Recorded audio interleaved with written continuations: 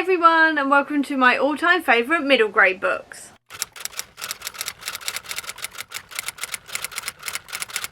It's currently middle grade month, so what I thought I'd do to celebrate is talk about some of my all-time favourite middle grade books. So let's just get right into it because the stack's quite big. I'm going to start with the most obvious one, and that is Skullduggery Pleasant by Derek Landy, because this book series is the book series for me. And what I mean by that is that it has got absolutely everything I love in this series, and I'm pretty sure the reason why I love all of these things is because of this series, because I've been reading it so long and it has shaped me as a reader.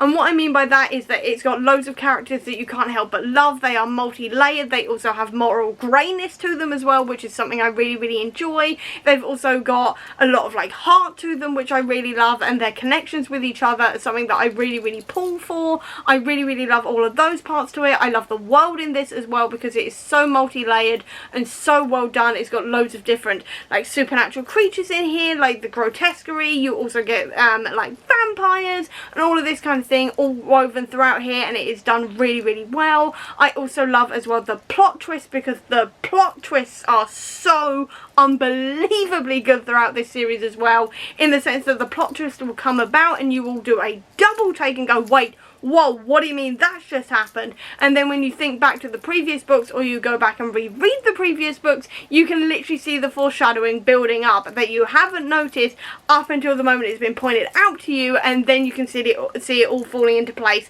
in the previous books when you go back through them, which is something I absolutely adore. I also love the humour of this series as well, because this series is so funny, which I really love as well, because I am such a fan of humour in books. There's also a lot of pop culture references as well, I should say, in here to the Marvel Universe, which is something I am obviously very much a fan of, so I love that. There's also references to things like Doctor Who and The Princess Bride, which I really enjoy, all of this kind of thing, and it is just so well done. The storylines are still incredible, the story arcs have been brilliant, from Lord Vile and Darkess all the way through to what we're getting now with the gods.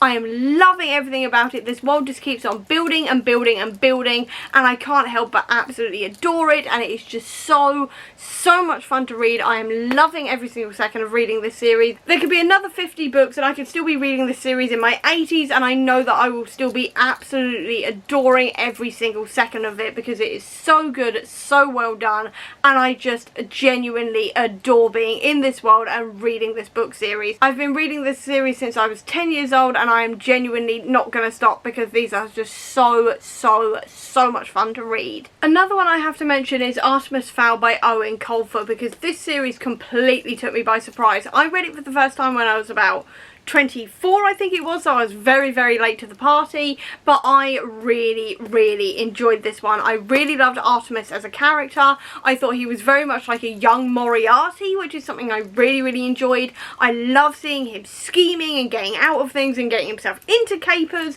all of this kind of thing. I loved his relationship he had with Holly as well. I thought that was fantastic. I loved Holly as a main character as well, and seeing her storyline as she's going through the LEP, which is like the fairy police. I thought the one of the fairies was really fascinating as well, and what can I say apart from Mulch Diggums was hilarious. I also loved Mulch Diggums. I loved all of the characters in this one. I love the world of this one. I also love the Fowl twins, which is up there past where you can see, but I also love the Fowl twins, and I just could not get enough of this world, and I was really sad when it ended, because it was just so good, and it was actually so good that the final book in the main Artemis Fowl series made me tear up, which is not something that usually ever happens with me in books, but Artemis Fowl managed it, which is saying something, because nothing usually does. I'm usually a very stoic reader, so that automatically made it an absolute favourite series of mine, because if you can make me cry, you've done a good job. So this one absolutely had to be on this list, because it made me cry, and it is absolutely fantastic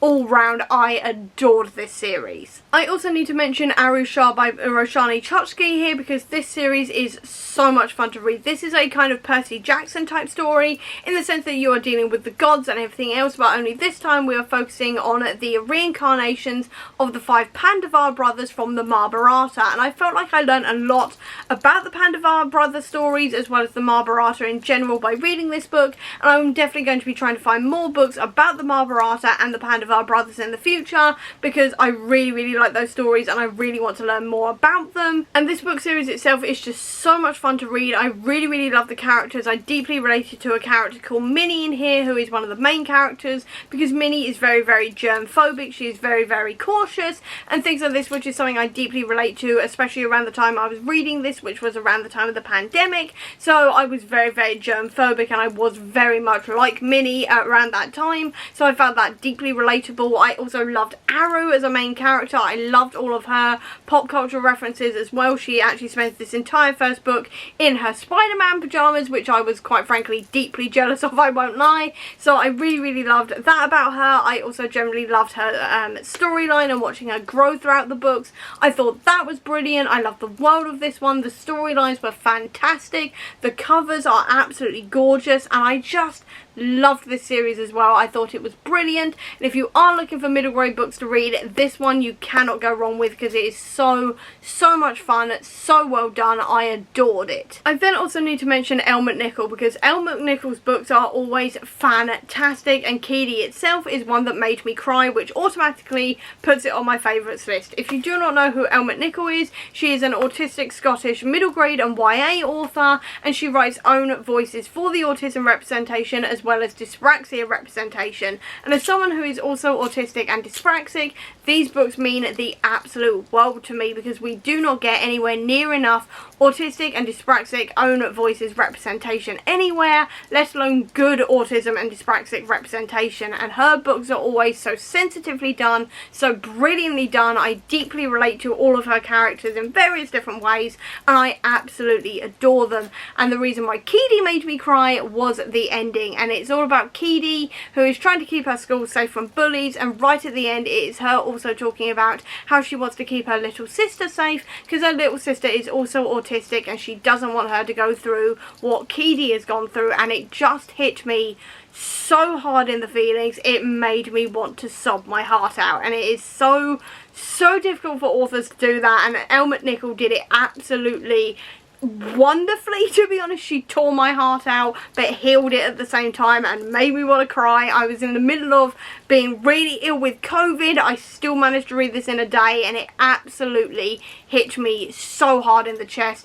She is a fantastic author. I cannot recommend her books enough. I can't believe I've gone this far down the list without mentioning V.E. Schwab, but I have to mention V.E. Schwab as well on here because of her Cassidy Blake series, because this series is all about Cassidy, who ends up with a very near-death experience, and when she comes back again she can see ghosts, and it's all about her dealing with this and going to some of the most haunted places in the world and dealing with the ghosts there.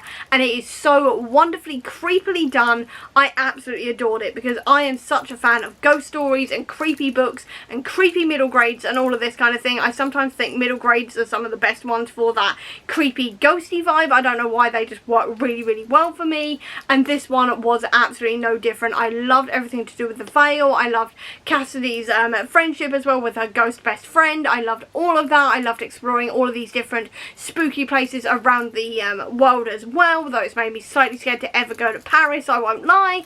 And it is just so much fun. I adore this series, and I really wish there was more books in this series because they are so much fun to read. I also need to mention Amari and the Night Brothers by B.B. Alston because this book series is so much fun, because this is all about Amari, whose brother went missing a few years ago, and what happens when she finds out he was actually part of an organisation which is kind of like Men in Black but for more supernatural creatures. And that was so much fun to read about because I am such a big Men in Black fan. I've been a fan of Men in Black ever since I was a kid, and I've always wanted to read a book that is like Men in Black, and this one absolutely gave me those vibes in spades, and I really enjoyed that. I love the world of this one. I love seeing the unraveling mystery of what actually happened with Amari's brother and trying to find out what's going on there. I loved all of the different mysteries, the growing concern about the Knight brothers as well. It's fantastic, and this series is just so much fun. I cannot wait for the next one to come out. I'm not entirely sure when it's coming out, but I'm definitely going to be pre-ordering it and dropping everything to read it the second it drops through my door. Editing me jumping in several days later now, suddenly realising that I missed a major children's author off this list, and that author is Tom Fletcher. Do not ask me how I managed to forget him in all of this, but apparently I did. But anyway, I have to also mention Tom Fletcher's books because they are all so much fun. I will say I am biased because I am a massive McFly fan, so I am a little bit biased towards his books anyway, but I do think they are so creatively done. I think they are wonderfully written. They're so funny, so creative, and then also a lot of these books come with a soundtrack in them as well, because Tom by trade is a musician. So the Christmasaurus, the first two books, if I remember rightly, have soundtracks to them. The Creakers does as well, and the Creakers and the Christmasaurus were both turned into musicals as well, which is absolutely brilliant. I have seen the Creakers and absolutely loved it.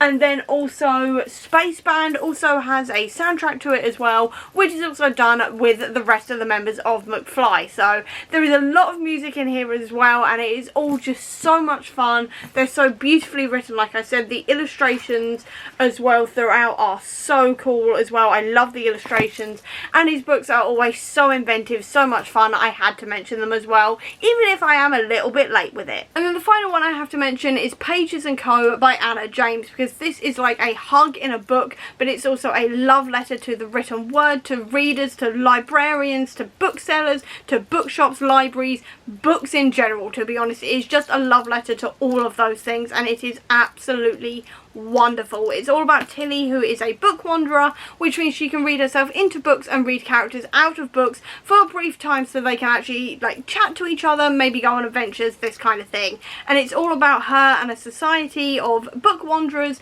and how some of that society want to stop kids from reading certain books. They're trying to ban books and this kind of thing. It's a remarkable sort of prescient thing to be reading right now with all of the book banning going on, because it is all about the power of books and the power of the written word and everything else, and it is just a wonderful read. I really enjoy this series, and like I said, it is an absolute hug in a book, which is sometimes all you need when you are reading. It is wonderful. It is also illustrated throughout as well, as you can see, and it is just beautifully done. I adore it. And that's some of my favourite middle grade book series, so I hope you enjoyed this video. If you did, please do give me a thumbs up. Comment down below, tell me some of your favourite middle grade books. I'd love to know. Or if you don't have that much time, leave me a book stack emoji down below to let me know that you were here. I'll also leave a link as well down below to all of my social media if you want to check it out, including to the Comic Book Sanctum, which is my website dedicated to Marvel Comics, as well as a link as well down below to my Etsy store that sells bookish merch and Notion templates if you want to treat yourself to something bookish today, or to organise your life via Notion this year.